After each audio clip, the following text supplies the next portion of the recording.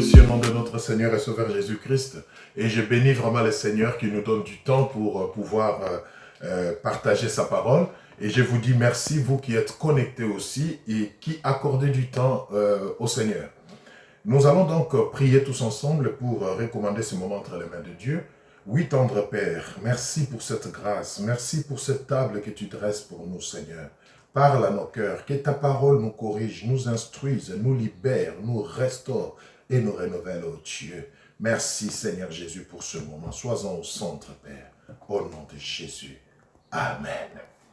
Voilà, j'espère que la paix de Dieu est votre partage. Nous voulons parler de la prière aujourd'hui. La prière. C'est quoi la prière? Comment prier? Quel type de prière faire? Par rapport à quelle situation? Voilà des choses que nous voulons partager, bien-aimés, parce que, au fait, quand on ne maîtrise pas ces choses, on passe du temps, on perd du temps croyant prier, mais le résultat, l'exaucement ne vient pas. Et des fois, nous sommes découragés dans notre foi, dans notre marche, et pourtant, le vrai problème, ce n'est pas du côté de Dieu, c'est juste que nous ne faisons pas les choses telles que le Seigneur les entend. Vous voyez, c'est très important. Voilà pourquoi même il est écrit dans la Bible que vous demandez, vous ne recevez pas parce que vous demandez mal. En d'autres termes, vous priez et vous n'êtes pas exaucé parce que vous priez mal. Donc, il ne suffit pas de prier, mais il faut vraiment prier comme le Seigneur l'entend. Comme ça, on est sûr du résultat. Alors, nous allons donc pour cela voir quelques points essentiels concernant la prière. Le premier point, bien-aimé, c'est que la prière est le seul moyen pour nous de communiquer avec Dieu. Le seul moyen pour nous de communiquer avec Dieu, c'est la prière. Et cela s'est fait par la foi. C'est-à-dire, nous croyons que quand nous prions, Dieu nous écoute effectivement et qu'il va nous exaucer. C'est ça la prière. Donc, quand tous ces éléments de définition ne se retrouvent pas dans notre prière, donc c'est du temps perdu. Vous voyez? Donc, la prière est le seul moyen pour nous de communiquer avec Dieu. Par la foi, c'est-à-dire en croyant effectivement que Dieu nous écoute et qu'il va nous exaucer comme il le déclare dans sa parole. Quand ces préalables sont réunis, alors notre prière a un sens. Vous voyez? C'est très important. Alors, nous allons prendre quelques textes dans la parole du Seigneur qui nous confirment en fait cette définition, qui montre effectivement que Dieu est vraiment le Dieu qui écoute la prière, parce qu'il le déclare lui-même dans sa parole. Prenons notre premier passage dans 2 Chroniques 7, 14. 2 Chroniques 7, 14. 2 Chroniques 7, 14, qu'est-ce que la parole de Dieu nous dit? Nous allons rapidement lire, je vous laisse trouver aussi. 2 Chroniques 7, 14. La Bible dit ceci. 2 Chroniques 7, 14. La parole du Seigneur dit ceci. J'espère que vous avez trouvé. Si mon peuple, sur qui est invoqué mon nom, s'humilie, prie et cherche ma face, et s'il se détourne de ses mauvaises voies, je l'exaucerai des cieux, je lui pardonnerai son péché et je guérirai son pays. Vous voyez? Deuxième passage, toujours pour montrer que le Seigneur le déclare dans sa parole qu'il est le Dieu qui écoute la prière et qui exauce. Prenons le psaume 65 au verset 2. Le psaume 65, verset 2. Psaume 65, verset 2.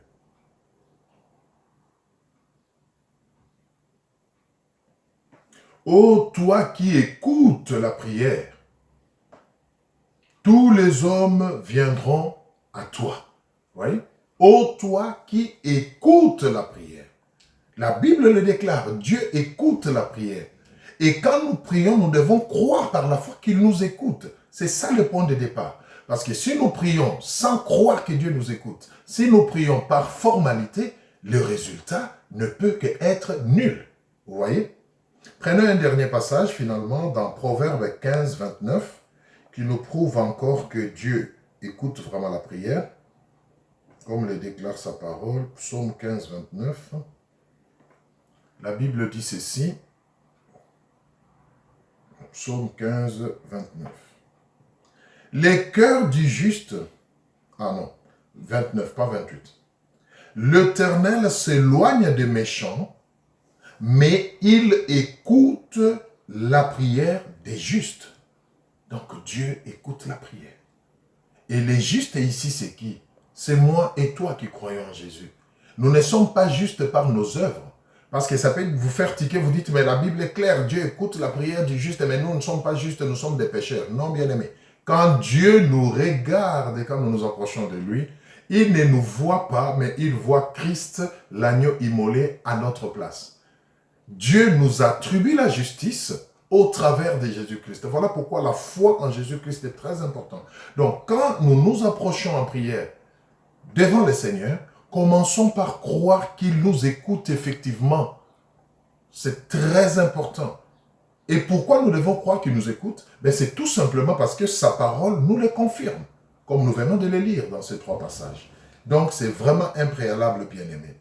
Maintenant, autre chose, c'est que cette communication qu'occasionne la prière est dans les 2 sens.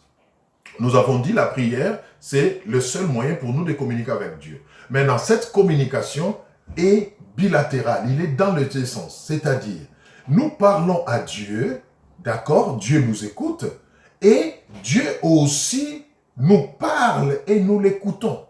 Tout cela se passe dans la prière. Mais nous devons en être conscients, vous voyez? Parce que beaucoup de gens prient, ils parlent, mais Dieu peut vouloir répondre. Dieu veut, c'est une conversation la prière, c'est une communication.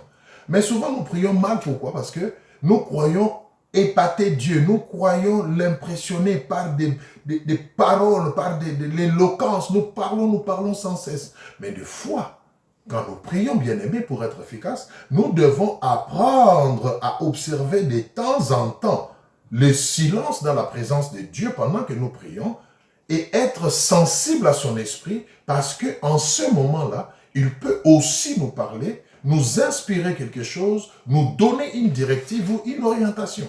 Mais si nous ne sommes pas sensibles ou si nous ne gardons pas silence pour écouter, nous pouvons passer à côté. Et c'est ce qui arrive souvent, malheureusement. Vous voyez? Donc, c'est vraiment très, très important. De la même manière que nous parlons à Dieu, Dieu nous écoute. Il veut aussi que nous puissions lui donner du temps pour qu'il nous parle et que nous soyons sensibles pour l'écouter. Voilà un peu, bien-aimé, ce qui fait que prier vraiment, c'est quelque chose qui doit se faire selon la volonté de Dieu.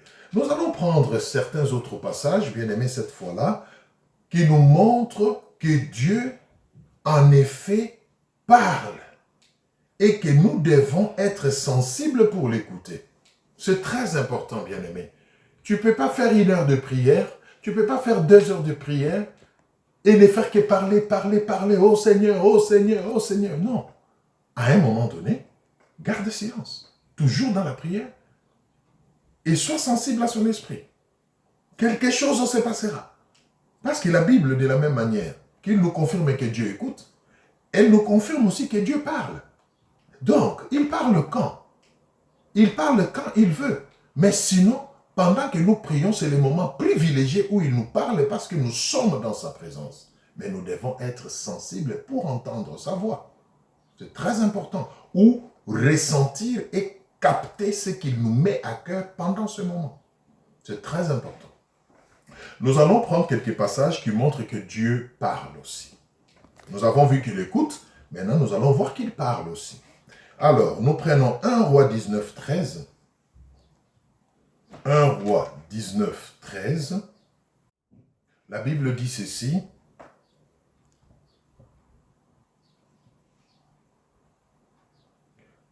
Quand Élie l'entendit, il s'enveloppa les visages de son manteau. Il s'enveloppa les visages de son manteau. Il sortit et s'étint à l'entrée de la caverne. Et voici une voix lui fit entendre ces paroles. Que fais-tu ici, Élie? Là, Dieu est en train de parler. J'ai dit à quelqu'un une fois, je me rappelle, écoute, Dieu m'a parlé et il m'a mis à cœur de faire telle chose. Il m'a vite interrompu, il a dit, quoi? Dieu t'a parlé? Toi, tu as entendu Dieu te parler? Il t'a parlé comment? Vous voyez comment vous commencez à exagérer dans votre soi-disant foi. Dieu te parle, toi tu peux écouter Dieu. Donc, la personne était étonnée qu'on lui dise que Dieu m'a parlé. Et pourtant, la Bible nous confirme que Dieu parle. Donc, quand tu pries sans croire que Dieu peut te parler, ça peut être du temps perdu, bien-aimé. C'est très important. La Bible dit ici, Élie a entendu, la Bible est claire, a entendu une voix lui dire, Élie, que fais-tu ici? Vous voyez, Dieu parle. Dieu peut te questionner. Dieu peut te diriger. Dieu peut t'inspirer. Mais tu dois être sensible pour entendre sa voix. Prenons un autre passage, toujours, qui nous montre que Dieu parle. Job 4, 15 à 17. Job 4, 15 à 17. Alors, la Bible dit ceci. Un esprit passa près de moi, tous mes cheveux se hérissèrent. Une figure d'un aspect inconnu était devant mes yeux, et j'entendis une voix qui murmurait doucement. L'homme serait-il juste devant Dieu? Serait-il pur devant celui qui l'a fait? Ici, c'est le témoignage de Job, qui a aussi entendu la voix de Dieu. Bien-aimé, Dieu parle. Mais malheureusement, souvent quand il parle, soit nous sommes pressés, soit nous sommes distraits, soit nous ne discernons pas. Mais sachons aujourd'hui que Dieu parle. Et cultivons, développons cette sensibilité spirituelle pour être en mesure de l'écouter pendant que nous prions.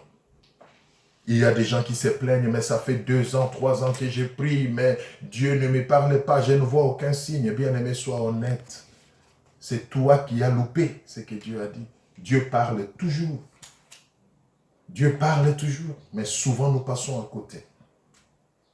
Et un autre passage encore, prenons Ésaïe 66, 6. Ésaïe 66, 6. Rapidement, Ésaïe 66. Nous sommes toujours en train de voir comment Dieu écoute et Dieu parle. Et que la prière étant une communication en deux sens, nous devons parler et avoir le temps d'écouter Dieu.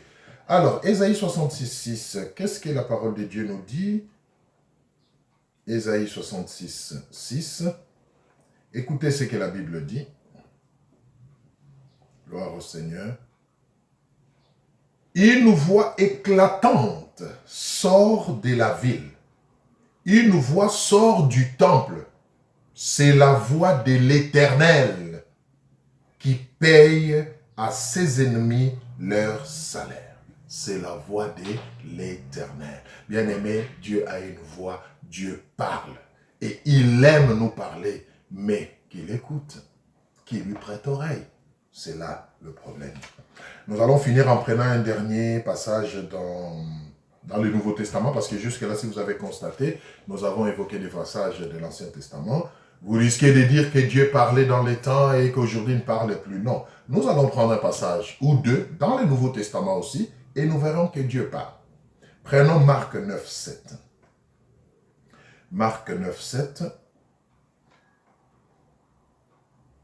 Marc 9, 7. J'aime bien la parole du Seigneur. Une nuée vint les couvrir, et de la nuée sortit une voix. Alléluia. Celui-ci est mon fils bien-aimé, écoutez-le. De la nuée sortit une voix. Dieu parle, bien-aimé. Il parle à ton cœur. Il parle à chaque fois que tu te tiens dans sa présence, mais tu dois écouter. Et enfin, Acte 22, 7. Acte 22, 7. On va terminer cette partie, ces premiers points par là. Acte 22, 7, la Bible dit, « J'ai tombé par terre et j'entendis une voix qui me disait, « Saul, Saul, pourquoi me persécutes-tu » Et j'entendis une voix qui me disait. Bien aimé, voilà, les passages sont nombreux, nous ne pouvons pas tous les lire, mais sachez une chose, c'est que Dieu parle, Dieu écoute. Et nous pouvons expérimenter toutes ces choses dans la prière, qui est le seul moyen de communication avec lui. C'est très, très important. Faisons donc des prières de foi, faisons donc des prières avec confiance. Un deuxième point, toujours par rapport à la prière que nous voulons voir, après l'avoir définie, la prière doit être une vie et une priorité pour toute personne qui veut mener une vie de victoire et de conquête. Pour toute personne qui veut être un vainqueur. Pour toute personne qui se prétend enfant de Dieu et qui veut vivre le surnaturel, la prière, bien-aimée, doit être une vie et une priorité. Pourquoi une vie? Parce que la prière pour Dieu ne doit pas être quelque chose de ponctuel, ne doit pas être quelque chose d'occasionnel. Il y a des gens qui ne prient que parce que c'est Noël. Il y a des gens qui ne vont à l'église se rassembler en communion fraternelle avec les autres que parce que c'est la Pâque. Il y en a qui ne prient que quand ils ont un problème. Non. Dieu nous appelle à une vie de prière. Dieu ne nous demande pas de prier, il nous demande d'avoir une vie de prière. Vous saisissez la nuance? Prier, c'est une chose. Mais avoir une vie de prière, c'est mieux parce que là, même notre vie se caractérise par la prière. Et cela nous rapproche davantage de Dieu. Vous voyez? Ça, c'est de un. Et de deux, la prière doit être une priorité pour nous. C'est très important, bien aimé. La prière ne doit pas être quelque chose de passager, quelque chose de ponctuel. Non, ça doit être vraiment notre vie. Ça doit faire partie intégrante de notre vie. De la même manière que nous mangeons tous les jours, de la même manière que nous nous lavons tous les jours, nous devons aussi prier tous les jours. C'est très important. Alors, nous allons rapidement voir pourquoi. Pourquoi la prière doit être une vie? Pourquoi la prière doit être une priorité pour nous? Pourquoi? Première raison, la prière doit être une priorité, une vie pour nous, tout simplement parce que sans Dieu, nous ne pouvons rien. Alléluia. Sans Dieu, nous ne pouvons rien. Malgré notre bonne foi, malgré la prédisposition bonne de notre cœur, sans l'aide de Dieu, nous n'arriverons à rien. Or, la prière nous permet de communiquer avec lui. Donc, c'est par ces canaux-là que nous recevrons l'aide de Dieu pour être en mesure de marcher avec lui et de faire des exploits. Voilà la première raison, bien-aimé. Pourquoi la prière doit être une priorité, une vie, et non pas occasionnelle ou ponctuelle. Nous allons lire Jean 15, 4 à 5 et le verset 6. Jean 15. C'est très important, bien-aimé, que nous comprenions ces choses. Vous voulez faire des exploits, vous voulez mener une vie chrétienne stable, aimez la prière. Jean 15, 4 à 6. Écoutez ce que la Bible dit. Jean 15, 4 à 6, la Bible dit ceci. Demeurez en moi et je demeurerai en vous. Comme le sarment ne peut de lui-même porter du fruit s'il ne demeure attaché au cep, ainsi vous ne le pouvez non plus si vous ne demeurez en moi. Ici, j'aime parce que ce n'est pas un évangéliste qui parle, ce n'est pas un apôtre, ce n'est pas un homme de Dieu ou une servante de Dieu, non, c'est Jésus-Christ lui-même, c'est-à-dire c'est Dieu lui-même pendant son séjour terrestre. Il dit, je suis le cep, c'est-à-dire le tronc, et vous êtes des sarments, c'est-à-dire des branches d'un arbre. Et vous ne pouvez pas porter du fruit si vous ne restez, si vous ne demeurez attaché en moi. Bien-aimé, de quelle manière vas-tu demeurer attaché au Seigneur si ce n'est par la prière? Si ce n'est par le temps que tu passes dans sa présence, bien-aimé. Vous comprenez? Pourquoi la prière doit être une priorité? Parce qu'elle nous permet justement de demeurer dans le Seigneur. Et quand nous demeurons dans le Seigneur, il nous transmet la capacité, nous devenons capables de faire des choses pour sa gloire. Et le Seigneur précise, il dit, sans moi, vous ne pouvez rien. Bien-aimé, aimez Dieu comme vous voulez. Alléluia. Prêchez son nom comme vous voulez. Témoignez de lui comme vous voulez. Si vous n'êtes pas un homme de prière, si vous n'êtes pas une femme de prière, si vous n'avez pas une vie de prière soutenue et entretenue, vous n'irez nulle part. Voilà pourquoi beaucoup ont une vie chrétienne en dents de scie. Parce que le soubassement qui est la prière n'y est pas. La prière, bien-aimé, une priorité. La prière, une vie. La deuxième raison pourquoi la prière doit être une vie et une priorité pour nous, enfants de Dieu, la deuxième raison, elle est simple, c'est parce que c'est dans la prière que nous recevons et connaissons la pensée de Dieu pour nous, pour nos proches et pour les gens qui nous entourent. Tu ne peux pas connaître ce que Dieu attend de toi. Tu ne peux pas faire exactement ce que Dieu attend de toi si tu n'es pas un homme de prière, si tu n'es pas assidu dans sa présence, si tu ne te tiens pas à ses pieds comme Marie. Vous voyez, c'est très important. Beaucoup de gens aujourd'hui échouent. Beaucoup de gens aujourd'hui vivent une vie pénible. Ils fournissent beaucoup d'efforts. Ils tâtonnent, ils touchent à ça, ils touchent à cela. Tout simplement parce qu'ils n'ont pas de repères. Ils n'ont pas la révélation. Ils ne savent pas qu'est-ce qu'il faut faire. Et ne sachant pas ce qu'il faut faire, ils tentent tout. Et ils mettent beaucoup d'énergie, mais pour récolter très peu. Mais dans la vie de prière, dans la présence du Seigneur, ce qui se passe, c'est quoi? C'est que le Seigneur s'imprègne de nous. Il commence à nous révéler, alléluia, des choses que nous ne connaissons pas. Il nous donne sa pensée, il nous révèle ce qu'il attend de nous. Et cela nous permet de nous focaliser sur ce que Dieu attend de nous. Et là, nous sommes efficaces. C'est très important, bien-aimé. C'est en priant que Dieu nous révèle des choses cachées, des choses que nous ne connaissons pas. Bien-aimé, la vie a 3 dimensions. Il y a le présent que nous sommes en train de voir et dont nous pouvons parler. Il y a les passés que nous avons vus, que nous avons connus et dont nous pouvons parler. Mais il y a aussi l'avenir ou le futur qui nous échappe, que nous ne connaissons pas. C'est dans la prière que nous pouvons avoir accès à cette dimension qui nous échappe, c'est-à-dire l'avenir. Dieu va nous révéler des choses à venir. Dieu va nous révéler des choses cachées que nous ne connaissons pas. Bien aimé, tu ne connais pas tout sur ta vie. Tu ne connais pas tout sur ton lendemain. Mais Dieu le connaît. Voilà pourquoi il veut que tu passes du temps dans sa présence. Il veut que tu aimes sa compagnie de manière à ce que lui qui maîtrise tout puisse à chaque pas te mettre au parfum de ce qu'il attend de toi, de ce qui doit être fait. C'est très important, bien-aimé. Jérémie 33, 3. Qu'est-ce que la Bible nous dit dans Jérémie 33, 3?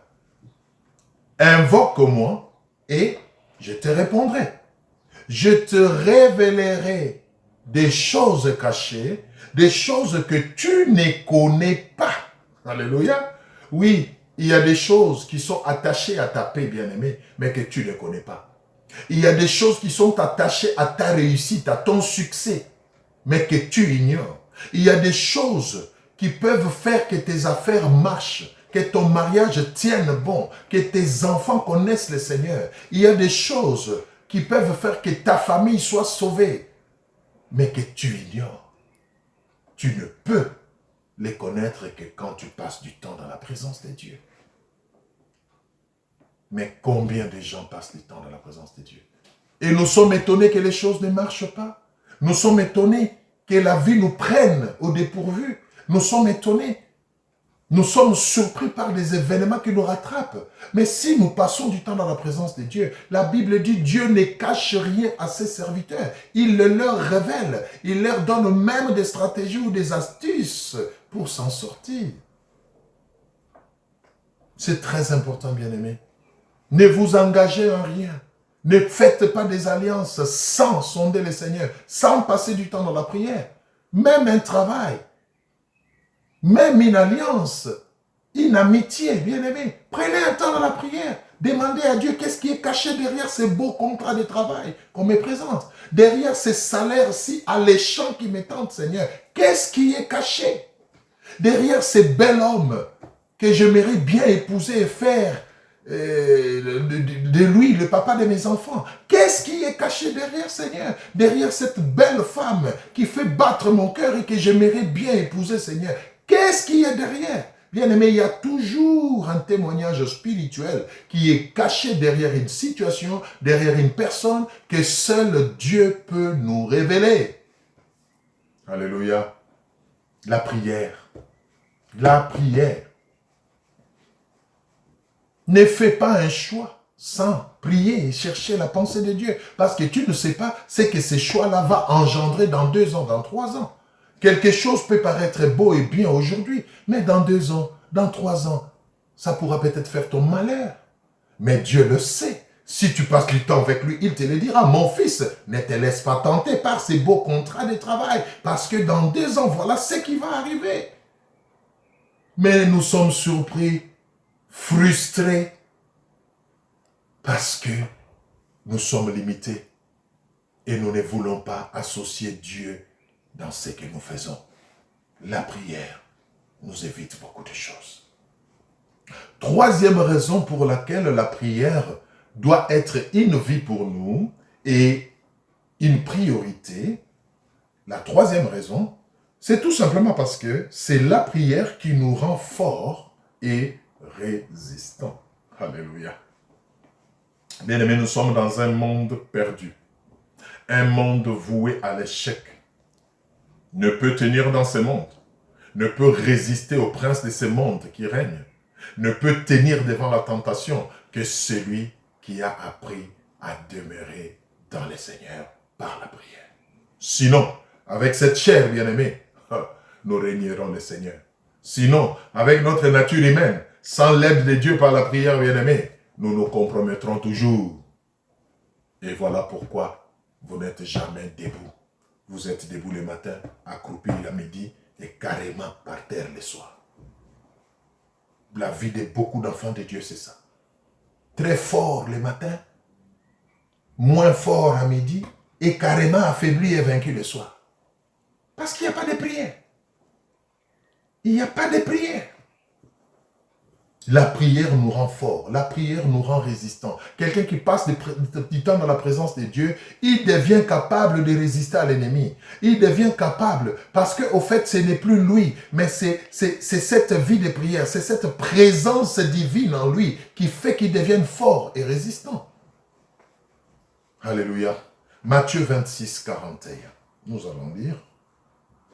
Matthieu 26, 41. Qu'est-ce que la parole de Dieu nous dit? Veillez et priez, afin que vous ne tombiez pas dans la tentation. L'esprit est bien disposé, mais la chair est faible. Ça, c'est le Seigneur qui parle. Luc 21, 36. Luc 21, 36. Luc 21, 36.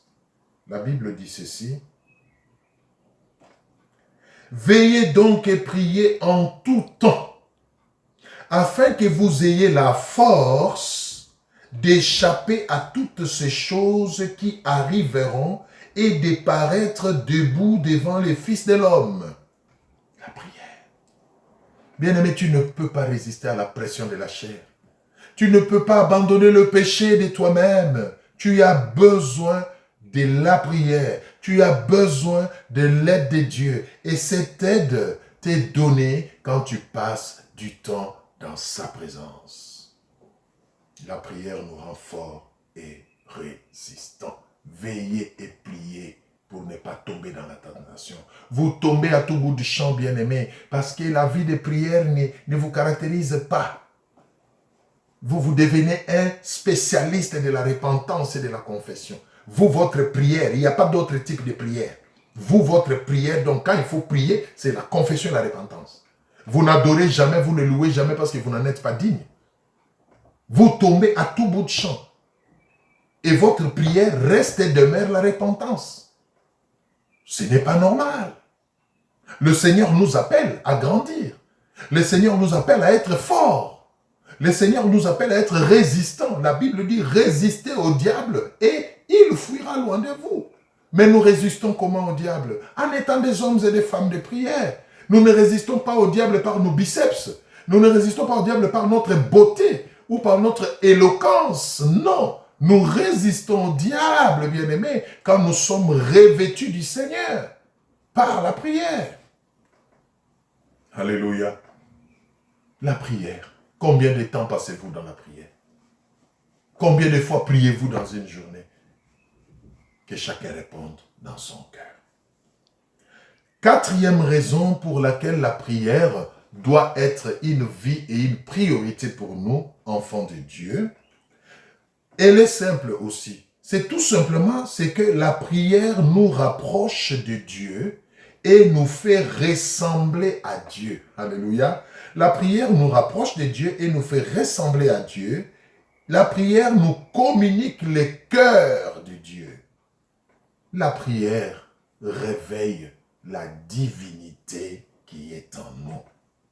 Alléluia. Genèse 1, 26 à 27. Genèse 1, 26 à 27. La Bible dit, créons l'homme à notre image et à notre ressemblance. Et la Bible dit, et Dieu créa l'homme et la femme à son image et à sa ressemblance. Bien-aimé, tu ne le savais peut-être pas ou tu l'avais oublié. Alors je t'informe ou je te rappelle qu'en toi, tel que tu es là, il y a la divinité. Alléluia. Il y a la divinité qui est enfouie en toi, qui est endormie en toi. Et cette divinité reprend surface. Cette divinité commence à se manifester. Cette divinité commence à agir quand tu passes du temps avec le Seigneur dans la prière. La prière nous rapproche de Dieu. La prière nous communique le cœur de Dieu. La prière fait que ce n'est plus nous qui vivons, mais c'est le Seigneur qui vit en nous. La prière. Alléluia.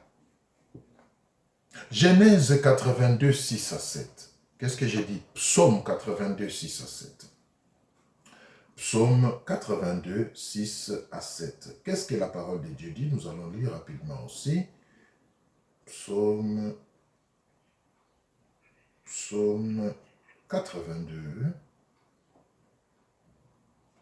Voilà, Psaume 82, 6 à 7. La Bible dit ceci. J'avais dit, vous êtes des dieux. Alléluia. Vous êtes tous des fils du Très-Haut. Cependant, vous mourrez comme des hommes. Vous tomberez comme un prince quelconque. Bien-aimés, nous sommes des dieux. Ce n'est pas un blasphème. C'est la Bible qui le dit. Nous sommes des dieux. Le petit d'un lion est un lion. Le petit d'un lion n'est pas une chèvre ou un bouc. Non. Nous sommes des dieux. Tout simplement parce que sa nature, sa ressemblance, son image sont à nous. Et quand nous prions, quand nous passons du temps avec lui, cela permet à ces choses de se manifester. Et les hommes commencent à nous regarder comme des dieux.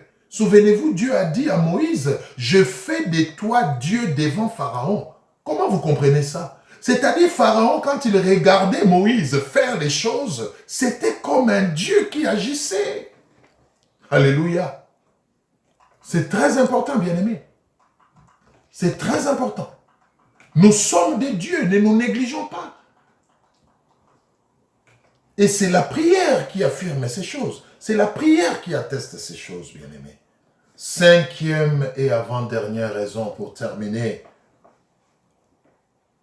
qui fait que la prière soit une vie et une priorité, c'est quoi? Mais c'est tout simplement parce que prier, c'est un ordre de la part de Dieu. Ah ouais.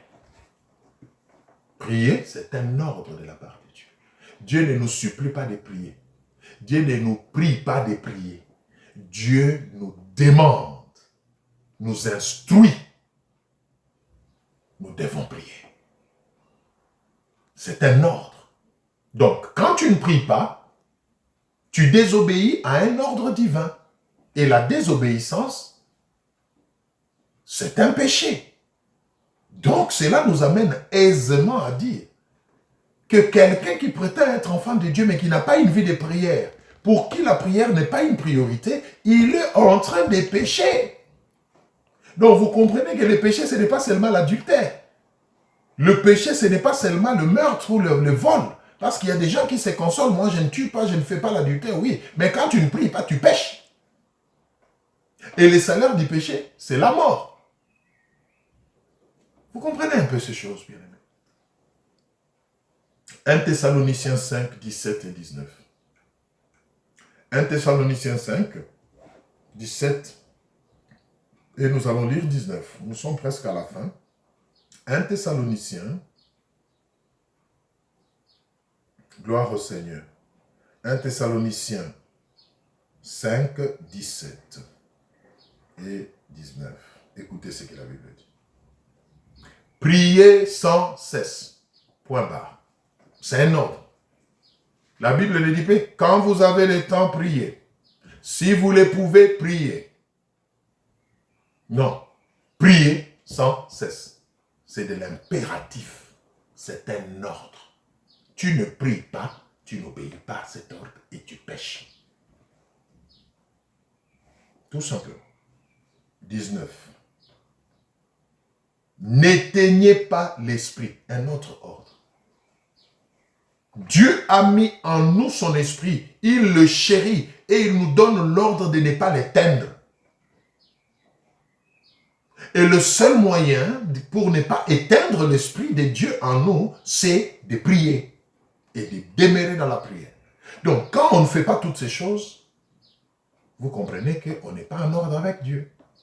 Ah, ne vous faites pas d'illusions. Si vous n'êtes pas un homme de prière, si vous n'avez pas une vie de prière, sachez que vous n'êtes pas en ordre avec Dieu.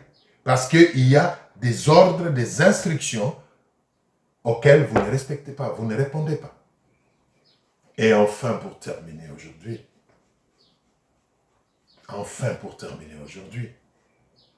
pourquoi la prière doit être une vie pour nous? Pourquoi la prière doit être une priorité? Tout simplement, bien-aimés, parce que la prière nous apporte la paix de Dieu. Bien-aimés, les gens sont troublés. Écoutez les nouvelles. Rien n'est de nature à nous encourager dans ce monde. Tout annonce le chaos. Tout annonce l'hécatombe. Tout est de nature à s'aimer la peur, la psychose. Coronavirus, autant de morts en Inde. Coronavirus, autant de ceci. La crise financière, les chômages. Bien aimé, toutes les nouvelles du monde sont de nature à décourager. De nature à nous abattre. Mais si vous n'êtes pas un homme de prière, si vous ne connaissez pas la pensée de Dieu pendant tous ces derniers temps que nous traversons, vous tomberez dans ces pièges. Voilà pourquoi les gens commencent à se suicider, à se donner la mort. Voilà comment les gens commencent à faire n'importe quoi, à tomber dans la drogue, dans les addictions, dans l'alcool. Ils se disent, comme ça on va passer outre toutes ces nouvelles, on va les oublier. Bien aimé, non. La seule façon de faire face à toutes ces choses et de rester fort, c'est d'aimer la prière. Aimer la prière. Philippiens 4, 6, 7, nous terminons par là. Philippiens 4, 6 à 7. Ne vous inquiétez de rien, mais en toute chose, faites connaître vos besoins à Dieu par des prières et des supplications avec des actions de grâce. J'aime la suite. Et la paix de Dieu, qui surpasse toute intelligence, gardera vos cœurs et vos pensées en Jésus-Christ. Oui, bien-aimés. Les besoins sont nombreux. Le monde va en péril. Rien n'est de nature à nous encourager. Mais quand nous nous confions en Dieu dans la prière, il y a quelque chose qui se passe. Il libère sa paix. Sa paix qui envahit nos cœurs. Sa paix qui fait que nos pensées et nos cœurs restent tournés vers lui. Sa paix qui vient mettre comme un bouclier devant nous et toute l'adversité du monde. Sa paix qui nous garde dans la foi. Sa paix qui fait que nous puissions sourire là où tout le monde pleure. Sa paix qui fait que nous puissions rester debout là où tout le monde est accroupi ou couché ou carrément effacé.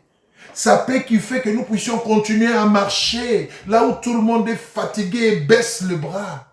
Sa paix qui fait que nous puissions espérer au meilleur malgré les difficultés actuelles. Mais nous ne pouvons recevoir cette paix-là que dans sa présence, dans la prière. Nous allons terminer par là pour aujourd'hui. C'est un long enseignement que nous allons continuer la fois prochaine. Nous allons voir la deuxième partie et la fin, c'est-à-dire les sortes de prières qu'il faut faire. Mais pour aujourd'hui, arrêtons-nous un peu là, bien-aimés. Qu'est-ce que tu as retenu par rapport à tout ce point que nous venons de développer? Est-ce que la prière est une vie pour toi ou juste quelque chose d'occasionnel? Ou juste une récitation mécanique? Est-ce que la prière est une vie pour toi ou juste quelque chose que tu fais à la sauvette? Bien-aimé, il est temps, bien-aimé, d'apprendre et d'aimer à passer du temps dans la présence de Dieu. Ça nous met à l'abri de beaucoup de choses, surtout par rapport à ces derniers temps que nous traversons. Je vais donc vous inviter à incliner la tête là où vous êtes. Et pendant que je vais élever la voix pour nous tous, j'aimerais que vous puissiez prier aussi particulièrement pour votre cas. Vous vous connaissez. Si vous êtes faible dans la prière, dites à Dieu, Seigneur, fais-moi grâce. Apprends-moi à prier. Prions le Seigneur. Ô Dieu de grâce, merci pour ta fidélité. Tu ne parles pas en vain, Seigneur. Si tu as parlé de la prière, c'est parce que tu veux nous préparer à la prière, afin que nous puissions faire face aux choses à venir, ô Dieu, à toutes ces difficultés qui vont venir et qui ont même déjà commencé à venir dans ce monde. Seigneur, je t'en prie, fais de chacun de nous un homme, une femme de prière. Apprends-nous à nous lever au milieu de la nuit pour chercher ta face. Apprends-nous à dévancer le soleil tous les matins, ô Dieu, avant qu'il ne se lève, pour bénir ton nom. Apprends-nous au milieu de la nuit, au milieu de la journée, en plein midi, Seigneur, peu importe l'endroit, à nous arrêter, à tout suspendre pour passer du temps avec toi. Ô Seigneur, il n'y a que toi qui puisses faire ces choses en nous. Aide-nous, Jésus, par le Christ et notre Sauveur. Nous te le demandons avec foi. Merci d'accorder cela à chacun de nous. Au nom de Jésus-Christ. Amen. Voilà, bien-aimés, continuez à prier, continuez à demander à Dieu, faites un programme de prière personnelle. C'est un exercice, bien-aimé, plus vous le faites, plus vous verrez que ça ne sera plus lourd, ça ne sera plus quelque chose comme corvée, mais ça deviendra un plaisir.